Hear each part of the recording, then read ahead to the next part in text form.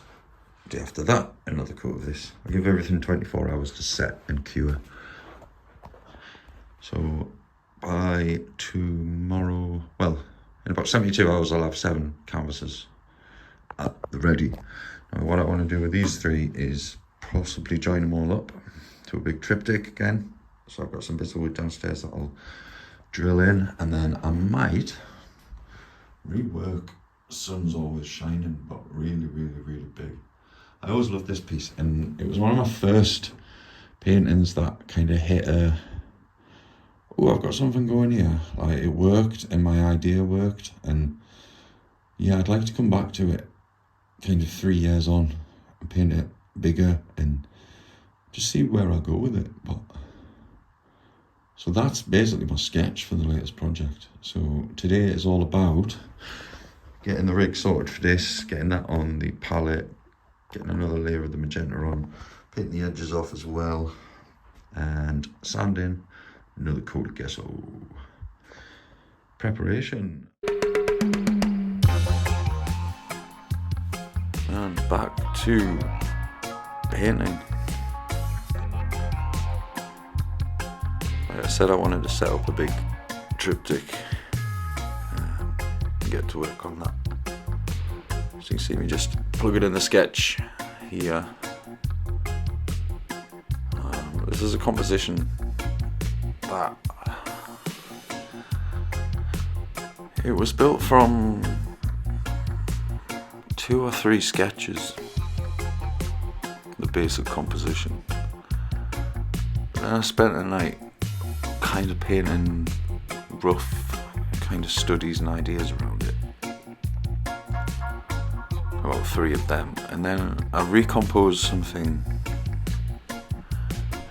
using those kind of 3 ideas, and then those 3 became Sun's Always Shining, the panoramic piece that I did.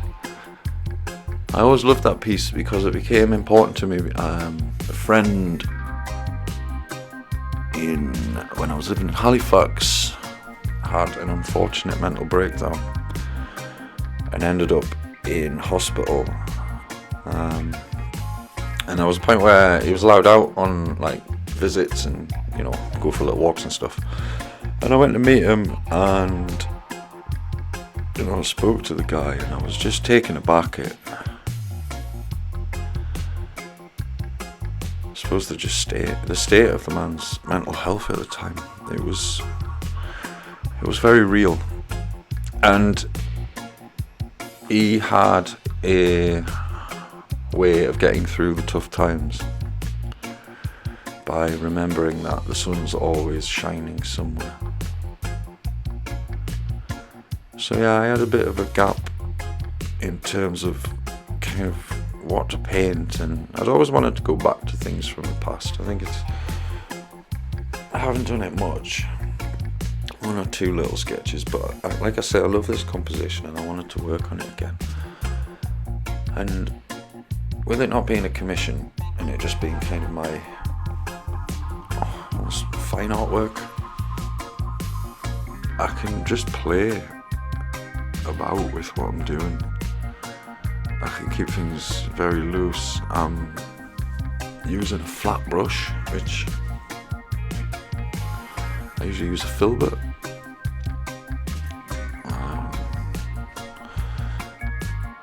So I'm just, really trying not to think as I'm putting it in. Like I said, it's a composition that I've painted, possibly sketched, painted and finalised maybe it's about 4 or 5 times now. So I don't really have to think about it. What I am thinking about is how I'm applying the paint, putting strong shadows in.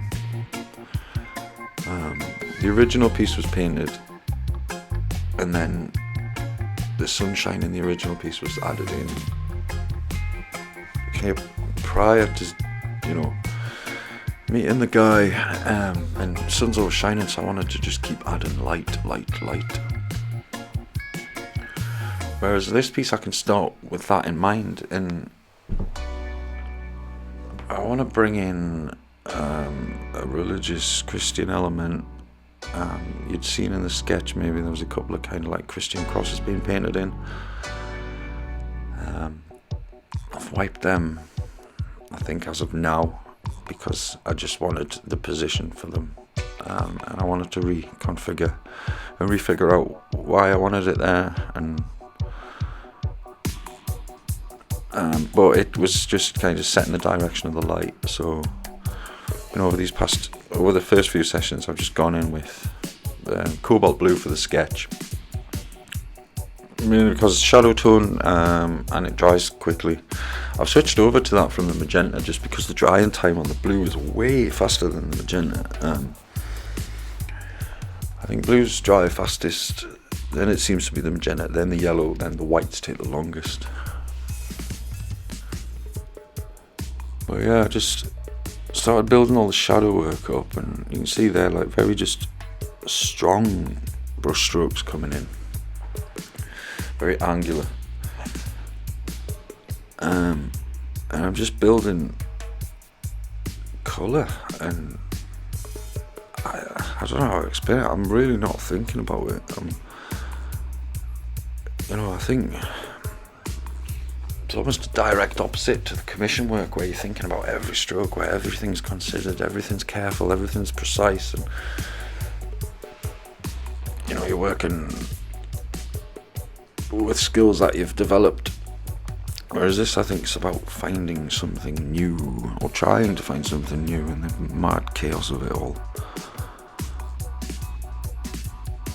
by just painting and trying not to think about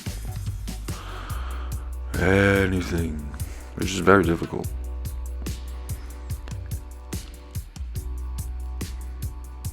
So I'm just building up the yellow fields. I'll come across a technique very soon. You'll see it on the left hand field in the next shot there, where I put kind of like super bright stripes over, give it this vibrancy. So I think that's what my second pass is going to be. You're just building up loads of more light, and you'll see at the end of the video that the cross comes in, and I want to kind of do some sort of like holy eclipse where the Christian cross is maybe it's eclipsing out part of the sun, and then your man there in the front can be holding up, I think I'm holding up a mobile phone trying to take a photo of it, but obviously the light's just blaring his phone out like, quick, take a photo of it, Jesus is back. I keep having many little dances throughout this video. I listen to music while I'm painting, and sometimes it's nice to just limber up, have a little boogie,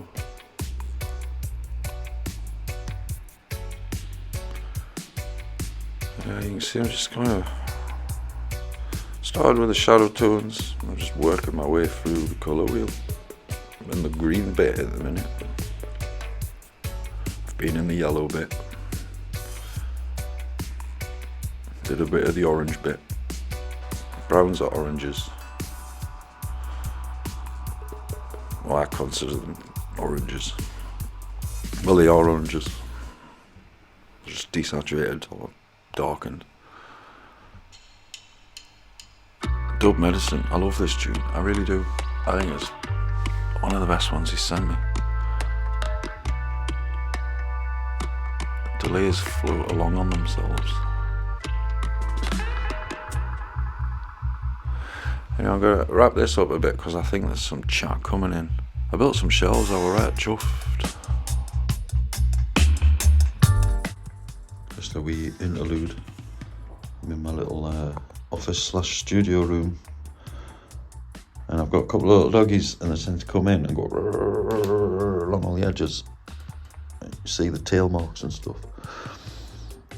I had paintings here. So what I've done, I've put some shelves on to store all the paintings on. And then put loads of pins as well in things. So I can get all my paintings now whoosh, off the floor. Cool, isn't it? I just wanted to show it off because I thought it was dope.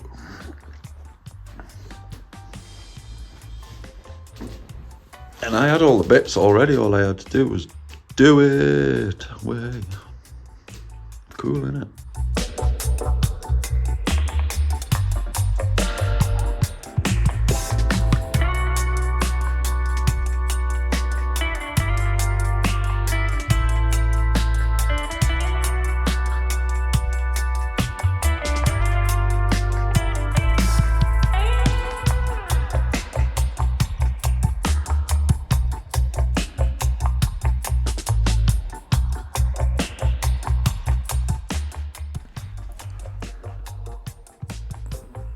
Back to it. I was feeling a bit tight, that one, so I have a bit of a stretch out. My back was killing. I think I'd sat in it, and I remember like hunching over slightly and just getting stuck. We're like, oh, hunchback of bloody northeast. So I wiggle. I wiggle, cause my money doesn't jiggle, it folds. I found out the other day that Louis Theroux has a rap song, and it's quite funny.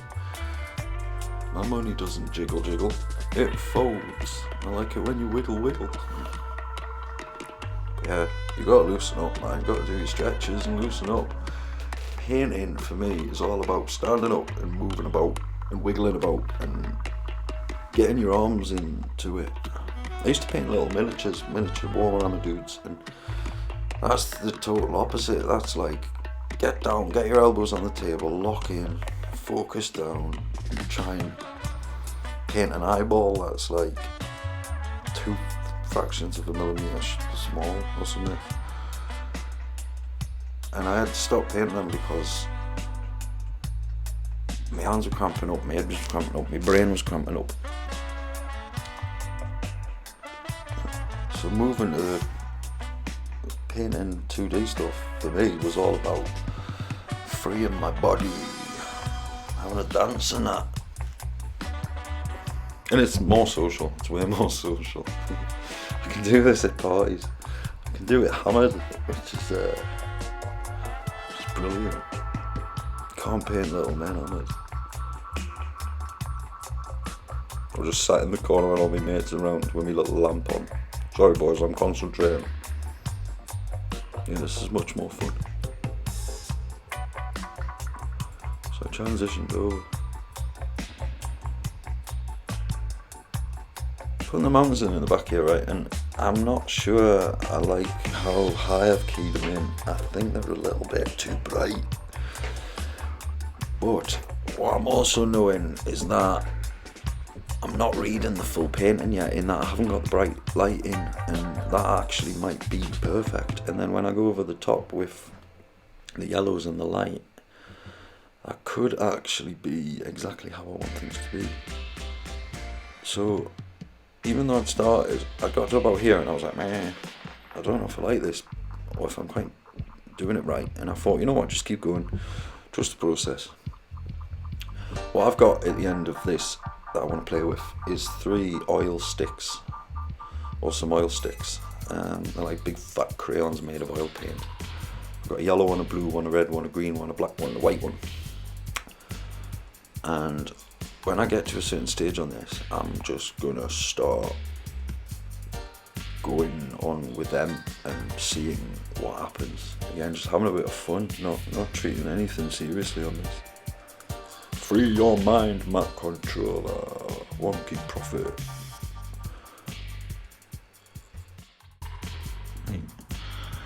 Got Clem's bench out again because it is dry.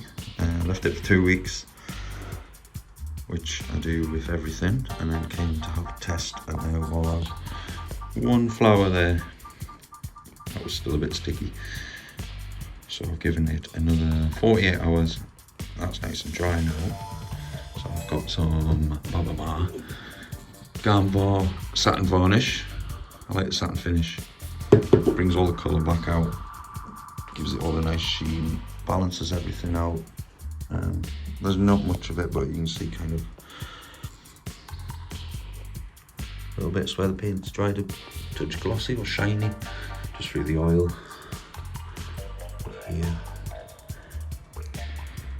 A little bit there. Anyway, the varnish just gives everything that nice sheen and finish, and the Gamvar, it's breathable as well, so the oil paint will take up to about 6 months to fully cure, dry, set, whatever you want to call it.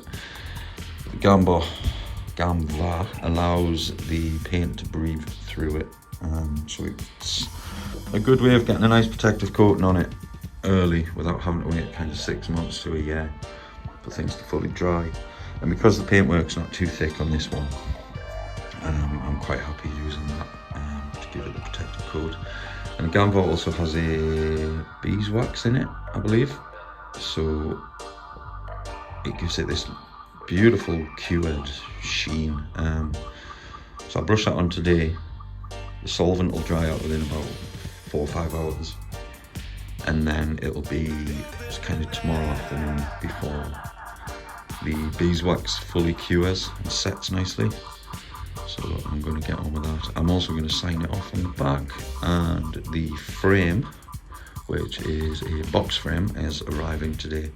So I can get all of this prepared and ready to get in the frame tomorrow, and then the piece will be finished, ready for photographing and preparing for a print.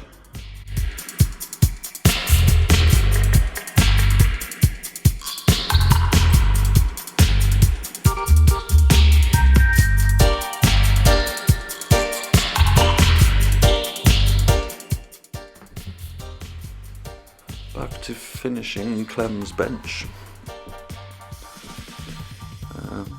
Start getting it varnished. Very careful with these bits.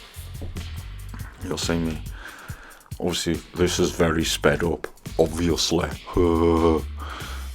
But you can see how I go left and right, up and down, up and down, up and down, up and down, left and right, left and right, left and right, up and down, up and down, up and down. I work in tiny little patches, just overlapping slightly. I just really try to make sure that the varnish works its way right into the grain of the canvas and all of the texture on the paint.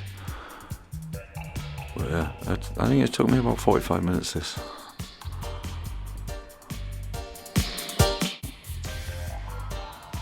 That's the move on. Now what I do is see the sheen, see if I can get this to work. I look at it from kind of there, about this angle here, and what I do with my eyes is I scan over like this in the light, and I just make sure that kind of every part of the painting has got an even layer of varnish. There's no pooling, there's no major air bubbles that I need to brush out. The work wasn't too impasto on this piece, but you could see me kind of being very careful with the paint. So yeah, just do these checks now. If everything I'm happy with everything, I will set this aside to cure, and then we can get this framed. But you can see how all the colours boosted back in. It just gives it all of its life back.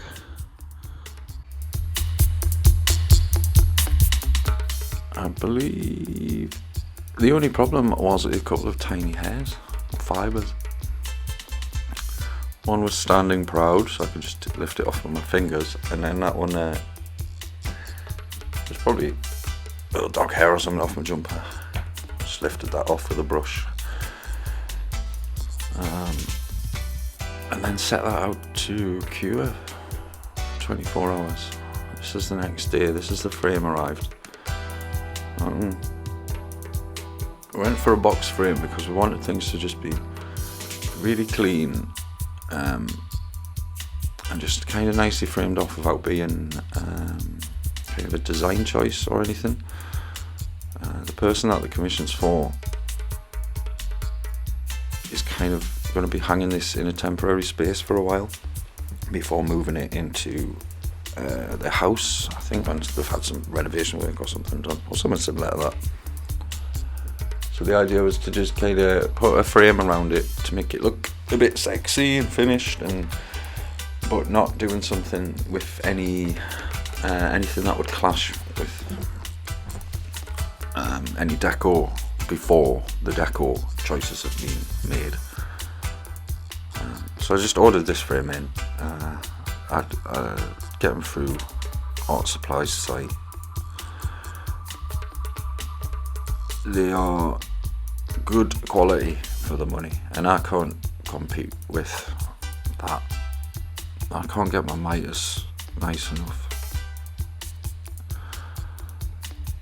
Oh, here we are. Start painting that crossing that I wanted. So I want to kind of like, I'm not painting a sun necessarily. I'm just painting light coming out of the shape of obviously the Christian cross, and then I'm painting that in really bright white. But I think I'm going to come over in a mixed chromatic black later on. But the white behind it will give it a kind of outer glow. Well, that's what I'm hoping anyway. Can you see the light?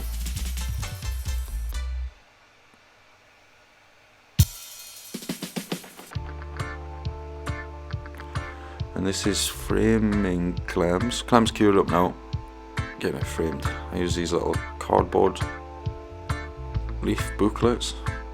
If you know, you know. And use multiple of them around the frame, and it means I can get everything spaced out. I can jam them in nice and tight, and then when I flip it over to put the fittings on, you know, everything stays in place. I found them very handy. They're very cheap as well. Obviously, you can get them from all good newsagents and convenience stores. If you know, you know. And then, yeah, get all the fittings on, get all the finishings on.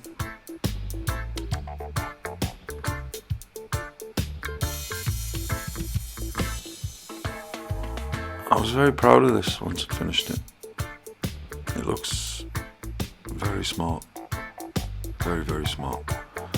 And I've got a guy, early April is going to come and take some photographs for me to look at doing some prints. So I'm going to keep this about till then, and then get it posted off mid-April. It needs to be where it needs to be by May. Mid-May. So there's a lot of time. If I'm honest, the longer the better. Every 2 weeks is good because it just gives more time for curing, drying, fixings. But yeah, and that's what I've been up to.